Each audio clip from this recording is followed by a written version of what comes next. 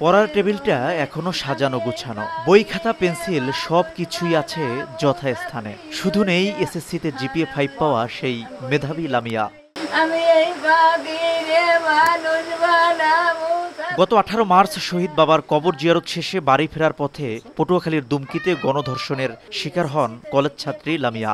এ ঘটনায় লামিয়ার মা রুমা বেগম বাদী হয়ে সাকিব মুন্সি ও সিফাত মুন্সি নামের দুই কিশোরের বিরুদ্ধে মামলা দায়ের করলে তাদের গ্রেপ্তার করা হয়। তবে গত 6 মে পটুয়াখালী নারী ও শিশু নির্যাতন দমন ট্রাইব্যুনালে পুলিশ অভিযোগপত্র দাখিল করলে সামনে আসে চাঞ্চল্যকর তথ্য।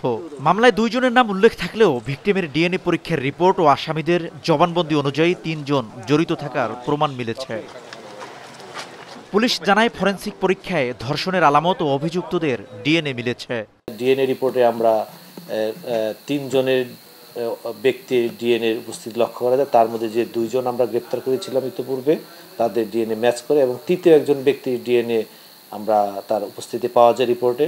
এছাড়া আমরা গ্রেপ্তারকৃত 2 জনের 164-এ একজন ব্যক্তির নাম আসে, তার নাম হচ্ছে ইমরান।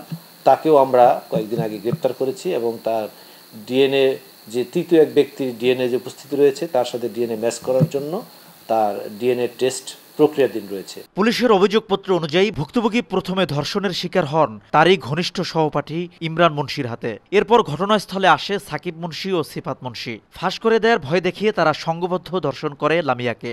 ঘটনাটি ভিডিও ধারণ করে তা ফাঁসের হুমকিও দেয়া হয়। ইমরানের নামের ছেলের সাথে লামিয়ার একটা হয়তো আগে থেকে পূর্ব পরিচিত ছিল। তারা 3 বন্ধু মিলেই হয়তো একটা পূর্ব পরিকল্পনা অনুযায়ী তাকে এই ধরনের একটি পরিস্থিতির শিকার করেছে। ধর্ষণের 1 মাস 8 দিন পর 26 এপ্রিল ঢাকার শেখেরহাটের একটি বাসা থেকে ঝুলন্ত অবস্থায় উদ্ধার করা হয় লামিয়ার মরদেহ।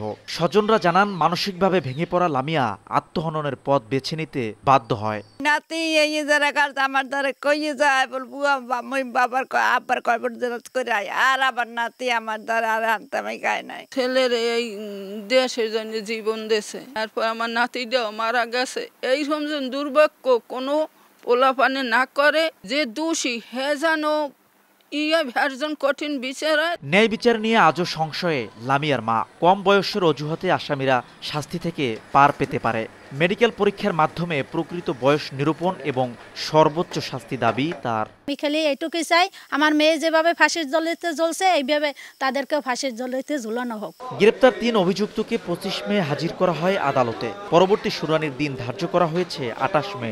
দ্রুত বিচার কাজ শেষ করে ন্যায় বিচার নিশ্চিতের আশ্বাস রাষ্ট্রপক্ষের আইনজীবীর। আশা করছি এই মামলাটি অতি দ্রুত নিষ্পত্তি হবে এবং আসামিদের সর্বোচ্চ শাস্তি নিশ্চিত হবে। বৈষম্য বিরোধী আন্দোলন চলাকালে গত বছরের 19 জুলাই ঢাকার মোহাম্মদপুরে পুলিশের গুলিতে গুরুতর আহত হয়ে হাসপাতালে চিকিৎসাধীন অবস্থায় 29 জুলাই মারা যান সিএনজি চালক জসিমউদ্দিন। বাবার মৃত্যুর 3 মাস পার না হতেই মেয়ের জীবনে নেমে আসে কালো অধ্যায়।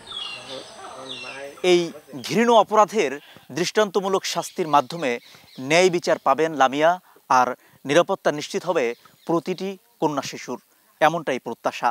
শিকদার জাবির হোসেন, সময় সংবাদ, পটুয়াখালী।